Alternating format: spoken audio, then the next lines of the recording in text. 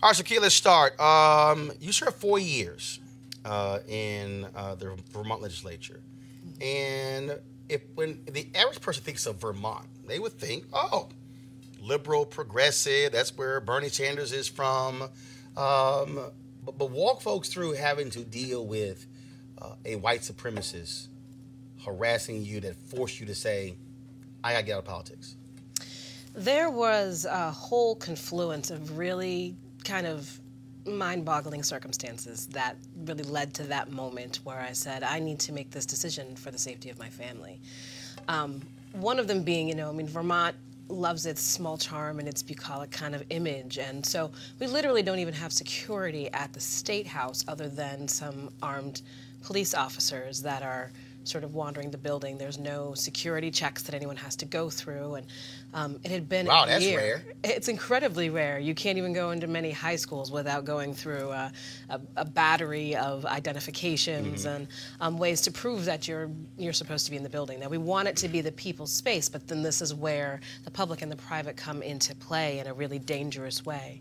So as a black woman, I had been experiencing a number of different, kind of points in time that sort of racialized who I was and how I was situated within our state government and as well within the state itself. And so You were the only African-American in the legislature at the time? The only African-American woman. Got it, okay. Yes, the only African-American woman. Our People of Color Caucus was all of 3 people. So 3 people. and that's black, Latino, is everybody? Or was it just black? That's all we had in the House, and there was 2 in the Senate. Okay, got it. Out of 180 members. Got it. And that's it. and that's it. So what was it? Was it phone calls? Was it letters? People accosting you at public events? What was it?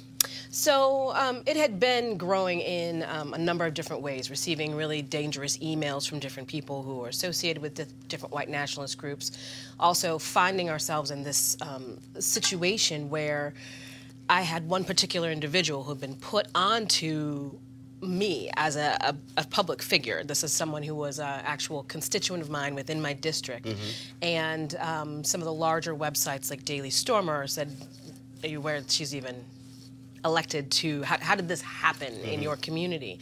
And that's what began this really insidious stalking that had happened with this individual. Over how long period? So this was over 2 years. So it was chilling enough that I was able to get an order of protection through the courts.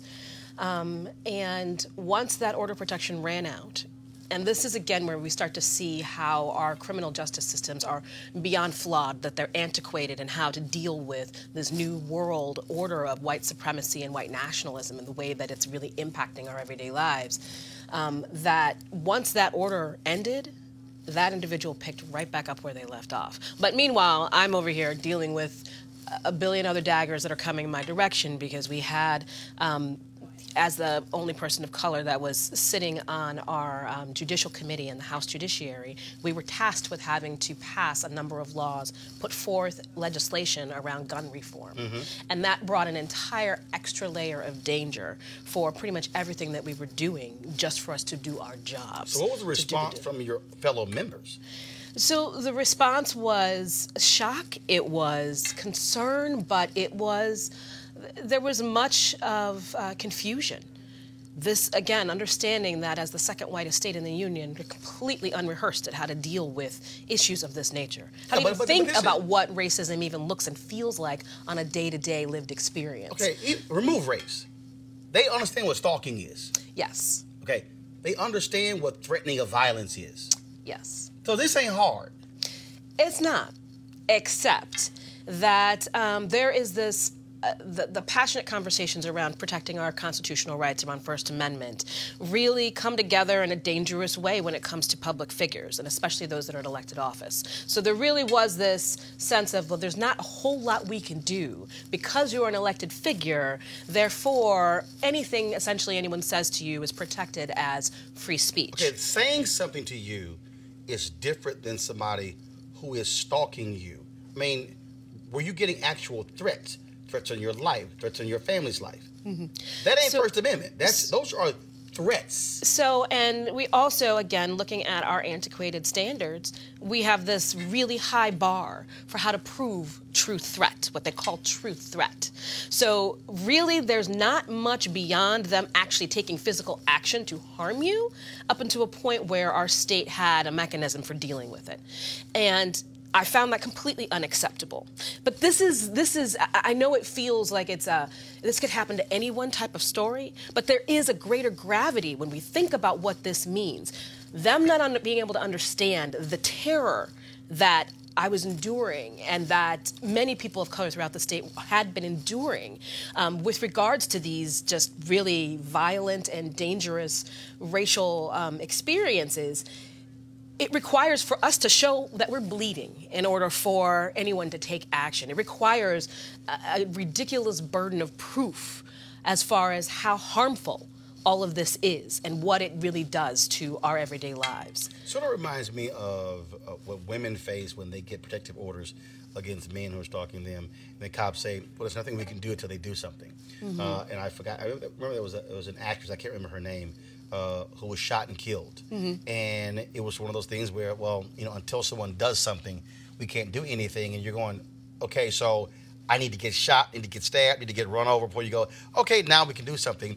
But it's rare to hear state legislators saying that, as opposed to, no, if you are threatening a public official, typically that's considered a higher standard. And so that's why I'm not understanding this this ambivalence or sort of, well, there's nothing we really can do. Well, so that is the part that I think hurts the most for everyone as we're really dealing with this, grappling with my whole story. If I, as one of the most powerful people of color in the entire state, a rising star in our state legislature, who was well respected and well known, could not get the basic protections that I needed in this new landscape of a new way of terrorizing Black and brown and minority populations, what hope does anyone else have for the average person on the street? Do you believe that the white Vermont legislators, your colleagues, they fail you and Black people and people of color in Vermont? They did. And what's interesting about this is I say this not as harshly as an indictment, because what did happen when I made the stand to say this is not an acceptable way of functioning, that these are not acceptable parameters for you to ask anyone to work under, especially those that choose to serve the state, that those were their own words. They could see how that fear of, well, will there be repercussions? Are people going to say that we're making it a bigger deal than it is? Does that mean that we have to then admit that there is racism within our state that is so progressive? Are these the things that we now have to face and deal with? And that, there's a terror behind that, but it's a false terror because it's not anywhere on the scale of the emotional and historical and generational trauma that marginalized people are dealing with every day. Where was the governor? Where was Senator Sanders? Where were the other states, the other U.S. senator, members of Congress? I mean, were they weighing in and saying to Vermont, this is fundamentally wrong, fix this? They came out, so I will say that they reached out at different variable intervals. The governor did call me personally because he wanted to try to see if I could convince me to stay in office. And really, again, realizing that there was going to be no real sense of safety for me, seeing that the system is incapable of keeping me safe in the ways that I needed to be safe in order for me to be the vocal and visible type of leader that I wanted to be able to be. The governor's response was, well, but then if you quit, then they win, which is garbage. It's something that I reject wholeheartedly. Yeah, but if I stay, I might get killed. It's not... With no protection. I don't feel a need. I don't feel that anyone should be asked to martyr themselves in order to bring about our liberation, because we are at a place where we don't have the luxury of time to be able to say that we have to fall down on the sword in order for us to rise. We have to say no more. Well, it's sort of like, for me, the issue that I have with Nikki Haley in South Carolina. I don't give Nikki Haley credit in South Carolina for the Confederate flag coming down. Because it took 9 black people, including the state legislator, to be gunned down in a church for that to happen. Yes. So my deal is, you don't get credit. They get credit because it was their deaths that caused it to happen. And I think when you look at the history of black people, again, I was speaking somewhere, and we were talking about the Fair Housing Act of 1968. I said, folks, let me remind y'all, that bill was filibustered. King had to get assassinated for Congress to pass it. And so we can go down the line where black blood had to be shed for the right thing to be done, as opposed to simply saying, do the right thing. Absolutely. Absolutely. And that's a fundamental difference that I feel in how we are supposed to be able to change our laws and change the way that our society functions. I agree with you completely on that, and I see that when we want to talk about the Fair Housing Act. My own family had the benefits of being able to get housing support through the control program and the lawsuit that took place for that, going against the Chicago Public Housing Association that created our Section 8 systems and things like that we have now. It's been a 50-year battle to settle that. That just got settled in 2019. 50 years. I believe that they actually were hoping that the lead attorney would have passed away before they would actually have to finally settle in doing the right thing, before it would actually be a point where we could say, okay, we're going to actually do the right thing now, because we are very clear about it. Part of this that's really painful, again, and I keep using these words like painful, is when I think about this long arc of history. We want to talk about MLK, and we want to talk about how it's this process that we move slowly towards finding justice. Justice has never hit us on a slow pace. There was never a 10-year plan into slavery where we had many community discussions to decide how we would become oppressed. There was no long-term strategies on what that was going to look like for folks to be segregated, or for people to be put on the Trail of Tears, or for Japanese internment camps to go into play. Those things happened very quickly. And so this fear of being able to make the radical changes that are necessary in order to keep my experience from being that of others, and to be able to help those who don't have a platform, who do not have power, and cannot get their governor on their cell phone, then what are we doing right now? If we cannot move that forward and do so in a meaningful and a radical way, then we're going to continue to bump up against the biggest fears that people have. You talk about the second whitest state in the union. Yes. And what you're describing is one of the reasons why black folks are not trying to live in places where there are few of us. Because I can think back, my brother working for DuPont, and here he is in northern Louisiana. And he's driving on roads, and he's dealing with, white farmers when he had to go work in Iowa as well. When you hear the experiences of other African Americans in those places, there are few of us. Yeah. And people don't understand what that isolation is like. For you, are you from there? I'm not. I'm from Chicago originally. Oh hell yeah! So you, so you from Chicago, and you got to Vermont when? A little over 10 years ago. Okay, so so again, that had to be complete, going from the second highest concentration of black people in the country outside of New York City to Vermont. Yes. And here is where things have changed, though. So the demographics in Vermont have changed dramatically. How so? The number of people of color have grown exponentially. I look forward to our next round of census, because it will show that there has been significant growth. And here is the thing, is that people go to Vermont for all the same reasons. You want to be able to have the beauty. You want to have access to nature. You're looking for a quieter pace of life. You want to be able to have chickens in your backyard if that's your thing. Those are the reasons why people look for the opportunities to live somewhere different and have a very different experience. But that weight and that gravity that comes with having, working within a system that is not used to dealing with issues of race and discrimination, dealing with inequities, and fixing them tangibly, that puts an enormous burden on those that are there. Now, what I can say is what has happened since I came forth with this, since this whole motion has happened, has been a significant amount of work. It is not without its faults. And those are where, as people of color in the state, we're coming together.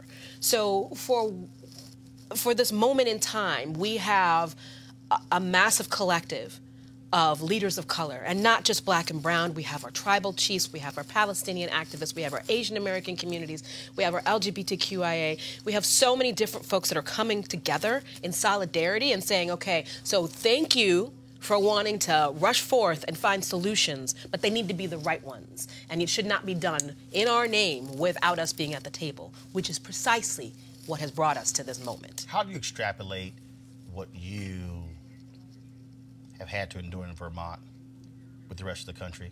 Do you believe that those white legislators not getting it is what we see happening here in D.C., where you have people who are coming from places and they don't see many of us, and they literally, I'm not understanding what you guys have to go through. Not understanding the reality of black dealing with police on a daily basis, not understanding being black walking through a grocery store. We run on this show here. We have all these videos that we call crazy ass white women and crazy ass white men. I mean, you got white folks who are, calling the cops on black people for barbecuing, for the white woman in Houston who decides to push this black couple for taking pictures on a sidewalk when she should have stayed in her car minding her own business. I mean, it's just story after story. And you sort of have this notion of, you got white folks who are saying, this is ours. This is ours. And y'all need to understand, this is ours. I think Vermont reflects both the United States. It both reflects the problems of the United States and the promise. Because it is so small, it has the opportunity to get it right, but it also has to be checked in order so that we don't get it wrong and grossly wrong. Those issues of racism are absolutely there. I mean, Vermont has the second highest rates of black males incarcerated in the United States. Second highest rate of black males incarcerated in the U.S.? Yes. Wow. We have, just in my community alone, research has shown that our police department racially profiles at a rate higher than that of Chicago. Wow. And so the ways that this either can move us towards change, or, as you're saying, have people allow for them to set down their stakes and dig in their heels, is that we see what's happening right now is there's well, that data's wrong and that methodology must be clearly incorrect, and there's no way that that's really what's happening here. Is it as bad as it seems? Is it really that disparate? And so we have our chiefs of police coming forth and saying, we want new research now. We want to use this group. So the same police department that was found to have these gross inequities around race, that is being sued by the American Civil Liberties Union for racial discrimination, puts out a secondary report just after the press conference announcing that they're not going to be taking any actions with regards to my case, to say, we found nothing wrong. There's nothing wrong at this exact same police department. That data, those accounts, all of that anecdotal, it's just wrong. Clearly, that's not how it is. We have our leaders, we have our senators, our state senators and our town leaders coming forth and saying, we're really not racist. Maybe this will just blow over. There are a few bad people, but there is no systemic racism. There is no systemic discrimination, and there's no work to be really done. This was just an isolated incident. So that is the way that we gaslight our own experiences, and that is the way that we shut down the ability to really critically analyze, to own our messiness, and to get it right. A couple more questions. I'm working on a book called White Fear. And what I contend is that what we are dealing with right now literally are white folks in America who are absolutely scared to death of 2043. They cannot handle the idea of this nation being majority people of color. When you look at the number of fewer black law partners today than a decade ago. When you look at what's happening in media, I'm a VP of NABJ, we're calling out CNN, no black executives. When you look at what is happening, when you look at what Trump and the buttons he's pushing, that we are dealing literally with folks who are saying, okay, this thing is now real. Yeah. Black, Latinos, Asian, Native Americans, their numbers are growing, and it's fear. And it's not crosses burning and wearing hoods. It's those subtle things where our way of life, which really means the white way of life, has to now, regardless of how we feel, we now have to listen to you. And your value system, being black, is different from mine. And now I have to reframe my view of America, reframe my understanding of history, reframe my view of systemic institutional racism. Yes, because now, and that's why I believe the attacks against Ilhan Omar, because she's Muslim. What? Okay, we only had two. We had Keith Ellison and Andre Carson. Now we got two women in Carson, and then Ocasio-Cortez, same thing. Well, hold on. Who is this brash Latina woman coming here? I just fundamentally believe that we are in this period of white fear, and they don't even recognize it. They're articulating it, but they can't even own up to it. Absolutely. And I saw that happen within my own case. And this is where I talked about how these movements were able to gain footing, even within the state. It's not that they're walking into a place where it says, oh, there's a swastika. Let me go up there and hang up with those neo-Nazis. I feel like I need to go join the Ku Klux Klan today. That's not how people are connecting up with these ideologies. It starts as, wow, they're coming to take our guns, to, don't you hate the fact that those Mexicans are taking all our jobs, to, oh, so now we're going to do ethnic studies in school? Are you going to start calling all of our kids racist? And it bubbles and grows into this really softball acceptance of really dangerous ideologies. And it feeds on that exact fear. It feeds on that exact concern, because those are their words. That is what they are saying. We are going to be the minority if we are not already. And so where is the racism to block what's happening to white, cisgendered, heterosexual males? It's an insane, bizarro world, but it is one that is effective. One of the white supremacists, Richard Spencer, when he spoke at Texas A&M University, and the university wanted to oppose it, they asked me to come down. I'm a graduate of Texas A&M. And the room where he was speaking, it was filled to capacity, so it was blocked off. DPS troopers, everything blocked it off. So there's a white guy there in khaki pants, bomber jacket. You just, again, not a buzz cut. He's not wearing fatigues or whatever. And so I'm sitting next to him, and then he goes, well, you know, he said, yeah, I came to hear what he says because he has some interesting thoughts. And I said, really? So the guy starts telling me, you know, he served 20 plus years in the Air Force, and He starts telling me this story about, something with flying or whatever, and then somebody black who he felt was unqualified and shouldn't have been in that position. He's going on and on and on. I'm listening, and I said, you do know that there are white folks who've gotten opportunities who have no business being in there. And he sort of looked, I said, yes, I can show you I can give you a plethora of those stories. But for him, regular white guy, again, no swastikas, no tattoos. But when he said he has some interesting thoughts, he was identifying with the views of a white supremacist.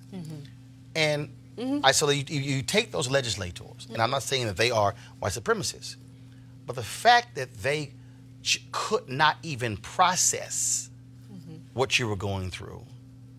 And then this idea of, we don't have time for that.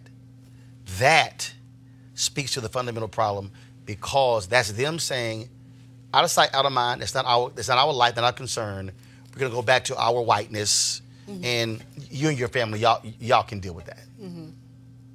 The biggest challenge, I think, of what we're facing right now and what Vermont is facing. Vermont is working. I do want to give them credit. We're not giving out cookies today, but I do want to at least acknowledge that people are trying actively to really engage on a more grassroots level, trying to have community dialogues. Let's do our book readings. Let's have people walk through unpacking white supremacy and white privilege and what that means. And people are trying to step forward. It's not everyone, as we know it won't be. Right.